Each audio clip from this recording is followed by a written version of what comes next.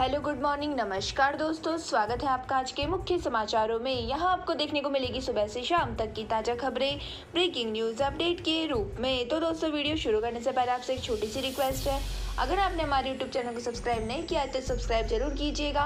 तो चलो दोस्तों शुरू करते हैं आज के पहले मुख्य समाचार। हेमंत सोरेन ने विश्वास मत जीता, झारखंड विधानसभा में बोले आंदोलनकारी का बेटा डरने वाला नहीं, भाजपा ने किया वॉकआउट।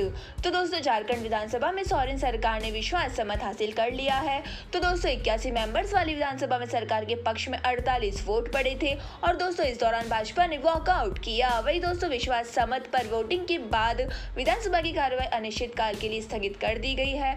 तो दोस्तों आपको जानकारी के लिए बता दें कि सोरेन सोमवार सुबह छत्तीसगढ़ से लौटे अपने सभी विधायकों को खुद बस से लेकर विधानसभा आए थे। वही दोस्तों इस दौरान भाजपा विधायकों ने विधानसभा के सामने प्रदर्शन किया और वे सोरेन की विधायकों के छत्तीसगढ़ जाने का और दुमका हत्याकांड का मुद्दा उठा रहे थे। इसी के साथ दोस्तों आपको बता दें कि सदन में सोरेन ने कहा है कि हमने सब्जी, राशन और कपड़ा खरीदने की बातें सुनी थी और भाजपा तो विधायक खरीद रही है और भाजपा के वॉकआउट पर कहा जा रहा है कि विपक्ष इस प्रस्ताव को पूरा सुने, मैदान छोड़कर बाहर ना जाए। मैं आंदोलनकारी का बेटा हूँ, इनसे डरने वाला नहीं हूँ, ना डरा हूँ और ना ही किसी को डराऊंगा। तो दोस्तों आपको बता दें कि दिल्ली की केजरीवाल सरकार के सामने भी झारखंड जैसा ही संकट था। कहा जा रहा था कि उनके कुछ विधायकों को भी तोड़ने का प्रयास किया जा रहा था और आम आदमी पार्टी के विधायकों ने दावा किया था कि इसके लिए 20-20 करोड़ रुपए की पेशकश की गई है। ऐसे में केजरीवाल ने विश्वास मत प्रस्ताव लाकर सदन में आपके भीतर एकजुटता का संदेश दिया था और दोस्तों अब यही एकजुटता का संदेश हेमंत सोरेन झारखंड में देना चाहते हैं। इसी के साथ दोस्तों चलते आज के अगले मुख्य समाचार की ओर। दिल्ली शराब नीति पर भाजपा का स्टिंग, कहा शराब माफियाओं से केजरीवाल सिसोदिया ने कमीशन कमाया, स्टिंग मास्टर का खुद स्टिंग हो गया।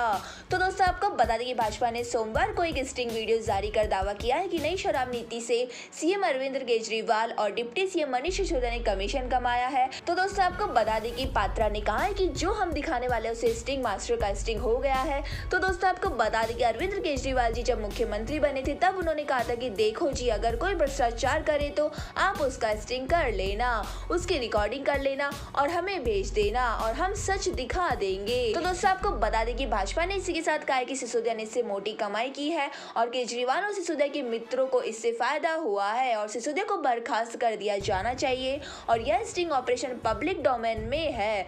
तो दोस्तों सबूत यह है कि कमीशन के चलते राजस्व को भारी नुकसान हुआ है और कई शराब नीति के जरिए भारी लूट मचाई गई है। वही दोस्तों दिल्ली की जनता अब स्वयं फैसला कर ले और अब तक आम आदमी पार्टी ने इस पर कोई जवाब नहीं दिया है। तो दोस्तों आपको जानकारी के लिए बता दें कि दिल्ली में 17 नवंबर 2021 को शराब के लिए नई आबकारी नीति लागू होने तक 849 शराब की दुकानें थी। इनमें से 60% दुकानें सरकारी और 40% निजी दुकानें थी। तो दोस्तों आपको बता दें कि नई शराब नीति लागू होने के बाद से केजरीवाल सरकार के राजस्व में 27% का इजाफा हुआ और सरकार के खजाने में 8900 करोड़ रुपए आए। इसी के साथ दोस्तों चलते आज के अगले मुख्य समाचार की ओर। भारत पहुंची बांग्लादेश की प्रधानमंत्री शेख हसीना, 8 सितंबर तक रहेगी, दोनों देशों के बीच हो सकते हैं 7 समझौते। तो दोस्तों बांग्लादेश की प्रधानमंत्री शेख हसीना 4 दिवसीय दौरे पर भारत पहुंच गई है। तो दोस्तों इस दौरान वे प्रधानमंत्री नरेंद्र मोदी के साथ द्विपक्षीय संबंधों से जुड़े मुद्दों पर चर्चा करेगी और दोस्तों वे राष्ट्रपति द्रौपदी मुर्मू और उपराष्ट्रपति जगदीप धनखड़ से भी मुलाकात करेगी। तो दोस्तों आपको बता दें कि इस दौरान भारत बांग्लादेश के बीच रक्षा, व्यापार, रेलवे, वाटर मैनेजमेंट और टेक्नोलॉजी से जुड़े 7 समझौते हो सकते हैं और दोस्तों इनमें महत्वपूर्ण कुशियारा नदी जल समझौता भी शामिल है। वही दोस्तों 8 सितंबर को शेख हसीना अजमेर शरीफ की दरगाह पर माथा टेकने जाएगी। तो दोस्तों आपको बता दें कि उन्होंने भारत को बांग्लादेश का टेस्टेड फ्रेंड यानी परखा हुआ मित्र बताया है और दोस्तों उन्होंने कहा है कि भारत ने वैक्सीनेशन मैत्री प्रोग्राम के तहत बांग्लादेश को वैक्सीन की कई खेप भेजी है और ये भी सराहनीय है और उन्होंने पड़ोसी देश के बीच मजबूत सहयोग कायम रखने पर जोर भी दिया है। और दोस्तों इसी के साथ उन्होंने कहा है कि भारत और बांग्लादेश के बीच मतभेद हो सकते हैं लेकिन उन्हें बातचीत के माध्यम से हल किया जाना चाहिए। इसी के साथ दोस्तों चलते आज के अगले मुख्य समाचार की ओर। बेंगलुरु में भारी बारिश, बाढ़ जैसे हालात, कई इलाकों में जाम, सड़कों पर नाव चली, एक हफ्ते में दूसरी बार ऐसी स्थिति। तो दोस्तों बेंगलुरु में पिछले एक हफ्ते से हो रही भारी बारिश के चलते बाढ़ जैसे हालत हो गए हैं। और दोस्तों यहाँ के कई इलाकों में इतना पानी भर गया है कि लोगों को सुरक्षित निकालने के लिए नावों की मदद ली जा रही है। और दोस्तों यहाँ के वाथुर उपनगर में नावों को तैनात किया गया है। वही दोस्तों आपको बता दें कि सबसे प्रभावित इलाकों में बेलानदुर, सरजापुरा रोड, वाटरफील्ड, आउटिंग रिंग रोड और BEML लेआउट शामिल है। वही दोस्तों इससे पहले 30 अगस्त को शहर में भारी बारिश हुई थी, तब भी ऐसे हालात बने हुए थे। तो दोस्तों इसी के साथ आपको बता दें कि शहर के कई हिस्सों में स्कूल में भी पानी भर गया है। वही दोस्तों आपको बता दें कि भारी बारिश का असर बेंगलुरु एयरपोर्ट पर भी देखा गया है। एयरपोर्ट के मेन गेट पर भी पानी भर गया है और व्हाइटफील्ड मेन रोड पर BMC बस पानी में फंस गई है, जिसे लोगों ने रस्सी से खींचकर निकाला है। और कई लोगों ने ट्वीट पर मुख्यमंत्री बसवराज बोमई पर निशाना साधा है। और दोस्तों लोगों ने कहा है कि अब बेंगलुरु यूरोपीय स्तर का शहर हो गया है और यहाँ के इलाके वेनिस जैसे दिखाई देने लगे हैं। वही दोस्तों एक यूजर ने कहा है कि इतना रेवेन्यू इकट्ठा करने के बाद भी बेंगलुरु का इंफ्रास्ट्रक्चर देश के 72 इंफ्रास्ट्रक्चर में से एक है। इसी के साथ दोस्तों चलते आज के अगले मुख्य समाचार की ओर। सोने चांदी की चमक बढ़ी, फिर 51,000 के करीब आया सोना, चांदी 53,000 के पार निकली। तो दोस्तों हफ्ते के पहले कारोबारी दिन सोमवार को सोने चांदी में तेजी देखने को मिल रही है। तो दोस्तों IBGA की वेबसाइट के अनुसार 5 सितंबर को सराफा बाजार में सोना 200 रुपए महंगा होकर 50,784 पर पहुंच गया है। वही दोस्तों वायदा बाजार की बात करें तो MCX पर दोपहर 12 बजे सोना 117 रुपए की बढ़त के साथ 50,485 रुपए पर ट्रेड कर रहा था। वही दोस्तों चांदी भी 610 रुपए महंगी होकर 53,082 रुपए प्रति किलोग्राम पर पहुंच गई है। हालांकि दोस्तों MCX पर दोपहर 12 बजे या 292 रुपए की तेजी के साथ 53,314 रुपए पर ट्रेड कर रही थी। तो दोस्तों अंतरराष्ट्रीय बाजारों में सोना 1711.92 अमेरिकी डॉलर प्रति औंस पर और चांदी 19.34 डॉलर प्रति औंस पर कारोबार कर रही है। इसी के साथ दोस्तों चलते आज के अगले मुख्य समाचार की ओर। जियो 6 साल में बना नंबर 1। ईशा का स्टडी प्रोजेक्ट अटका था तो बोली पापा इंटरनेट स्पीड बेकार है, तभी आया जियो का आइडिया। तो दोस्तों आपको बता दें कि साल 2011 की बात है, भारत स्लो इंटरनेट स्पीड से जूझ रहा था और ऊपर से डेटा इतना महंगा था कि केवल 1 GB 2 GB डेटा के लिए महीने में करीब 100 रुपए खर्च करने पड़ते थे। यानी इंटरनेट का इस्तेमाल करना हर किसी के लिए संभव नहीं था। तो दोस्तों इसी के साथ आपको बता दें कि 5 सितंबर 2022 को जियो को लॉन्च हुए 6 साल हो चुके हैं।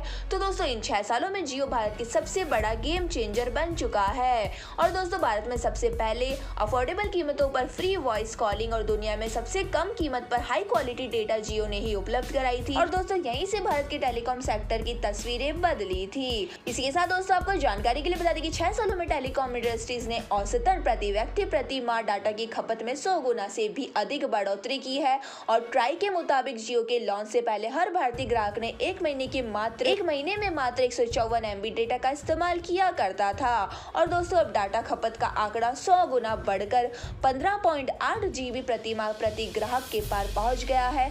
और दोस्तों उधर जियो के यूजर्स हर महीने करीब 20 GB डाटा इस्तेमाल करते हैं, जो इससे ज्यादा है। इसी के साथ दोस्तों चलते आज के अगले मुख्य समाचार की ओर। राहुल गांधी का चुनावी वादा, अहमदाबाद में कहा सरकार बनी तो गुजरात के किसानों का 3 लाख तक का कर्जा माफ करेंगे। तो दोस्तों आगामी विधानसभा चुनाव के मद्देनजर कांग्रेस नेता राहुल गांधी आज गुजरात दौरे पर जा चुकी है। तो दोस्तों आपको बता दें कि राहुल ने मंच पर उनके साथ राजस्थान के मुख्यमंत्री अशोक गहलोत भी नजर आए हैं।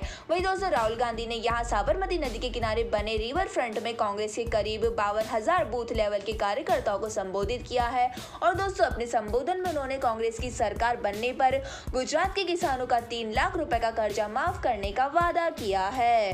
तो दोस्तों आपको बता दें कि किसानों के कर्ज माफी के अलावा राहुल गांधी ने कोरोना से मरने वालों के परिवार को भी मुआवजा देने का वादा किया है। और उन्होंने कहा है कि गुजरात में कोरोना से 3 लाख से ज्यादा लोगों की मौत हुई है, लेकिन राज्य सरकार ने मृतकों के परिवार वालों को कोई मदद नहीं की। लेकिन हमारी सरकार बनी तो कोरोना से मरने वालों के परिवार को 4-4 लाख रुपए का मुआवजा देंगे और इसके अलावा हम 10 लाख युवाओं को रोजगार भी देंगे। इसी के साथ दोस्तों आपको बता दें कि इससे पहले राहुल गांधी ने आखिरी बार 10 मई को गुजरात का दौरा किया था और इस दौरान उन्होंने दाहोद शहर में आदिवासियों को संबोधित किया किया था। और दोस्तों पार्टी के नेताओं ने कहा था कि इस बार वह आगामी चुनाव के लिए बूथ स्तर के कांग्रेस कार्यकर्ताओं को लामबंद करेंगे और इस तरह पार्टी के चुनाव अभियान की शुरुआत करेंगे। तो दोस्तों गांधी की गुजरात यात्रा 7 सितंबर को पार्टी की भारत जोड़ो यात्रा शुरू करने से 2 दिन पहले हो रही है। इसी के साथ दोस्तों चलते हैं आज के अगले मुख्य समाचार की ओर। KRK यौन शोषण के मामले में गिरफ्तार। 2019 में दर्ज हुआ था मामला। विवादित ट्वीट मामले में 14 दिन की न्यायिक हिरासत में। तो दोस्तों जेल में बंद बॉलीवुड एक्टर की कमाल राशिद खान की मुश्किल एक बार फिर से बढ़ गई है। तो दोस्तों 2019 के यौन शोषण के मामले में एक्टर KRK को मुंबई की वर्सोवा पुलिस ने गिरफ्तार कर लिया है। तो दोस्तों पुलिस के मुताबिक KRK पर सेक्सुअल फेवर मांगने का आरोप है और वही KRK 2020 में किए विवादित ट्वीट के मामले में पहले से ही जेल में बंद है। तो दोस्तों पुलिस ने बताया कि 27 वर्षीय एक महिला ने KRK के खिलाफ FIR दर्ज कराई थी। वह 2017 में एक्टिंग करने मुंबई आई थी और KRK से वह एक हाउस पार्टी में मिली थी। तो दोस्तों यहाँ KRK ने अपने आप को फिल्म प्रोड्यूसर बताया और बातों ही बातों में दोनों ने नंबर एक्सचेंज कर लिए। तो दोस्तों FIR के मुताबिक KRK ने मुझे अपनी एक फिल्म कैप्टन नवाब में लीड रोल देने का वादा किया और इस फिल्म में इमरान हाशमी के होने की बात भी कही थी। दोस्तों इस मामले में KRK के खिलाफ IPS के सेक्शन 354A और 509 के तहत मामला दर्ज कर लिया है। वहीं दोस्तों रविवार को वर्सोवा पुलिस ने KRK को मजिस्ट्रेट के सामने पेश कर पुलिस कस्टडी की मांग की थी। हालांकि दोस्तों मजिस्ट्रेट ने KRK को न्यायिक हिरासत में भेज दिया है। और दोस्तों आपको जानकारी के लिए बता दें कि KRK को 2 साल पुराने केस में मुंबई पुलिस ने 30 अगस्त को एयरपोर्ट से गिरफ्तार किया था। इसके बाद KRK को बोरीवाला कोर्ट में पेश किया था, जहां उन्हें 14 दिन की न्यायिक हिरासत में भेज दिया गया था। तो दोस्तों आपको बता दें कि इस मामले में पुलिस ने कमाल के खिलाफ सेक्शन 294 के तहत मामला दर्ज किया है। इसी के साथ दोस्तों चलते हैं आज के अगले मुख्य समाचार की ओर। RBL बैंक में सेविंग अकाउंट पर अब ज्यादा ब्याज। यहाँ अकाउंट खुलवाने पर मिल रहा है FD से ज्यादा ब्याज। तो दोस्तों रिजर्व बैंक के रेपो रेट बढ़ाने के बाद अब बैंक FD और सेविंग अकाउंट में मिलने वाले ब्याजों में बढ़ोतरी कर रहे हैं। तो दोस्तों प्राइवेट सेक्टर के RBL बैंक ने सेविंग अकाउंट पर ब्याज दर बढ़ाने का ऐलान किया है। तो दोस्तों ब्याज दरों में बदलाव के बाद अब इस बैंक ने अकाउंट होल्डर को अधिकतम 6.25% के हिसाब से ब्याज मिलेगा। वही दोस्तों बैंक की वेबसाइट के मुताबिक यह नई दरें 5 सितंबर 2022 से लागू हो चुकी है। और दोस्तों आपको बता दें कि देश का सबसे बड़ा बैंक SBI इस समय FD पर अधिकतम 5.50% ब्याज दे रहा है। और दोस्तों ऐसे में RBL बैंक के सेविंग अकाउंट पर FD से ज्यादा ब्याज ऑफर कर रहा है।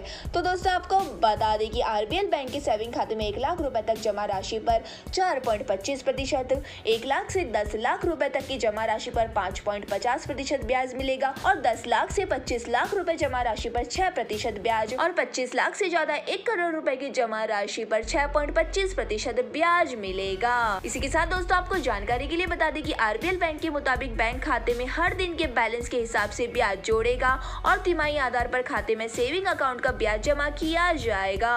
और दोस्तों हर साल ब्याज का पैसा 30 जून, 30 सितंबर, 31 दिसंबर और 31 मार्च को जमा किया जाएगा। तो दोस्तों यह थे हमारे आज के मुख्य समाचार। हमारी वीडियो को ज्यादा से ज्यादा लाइक करें, शेयर करें और हमें कमेंट करके जरूर बताइए कि आपको हमारी वीडियो कैसी लगती है। धन्यवाद। जय हिंद।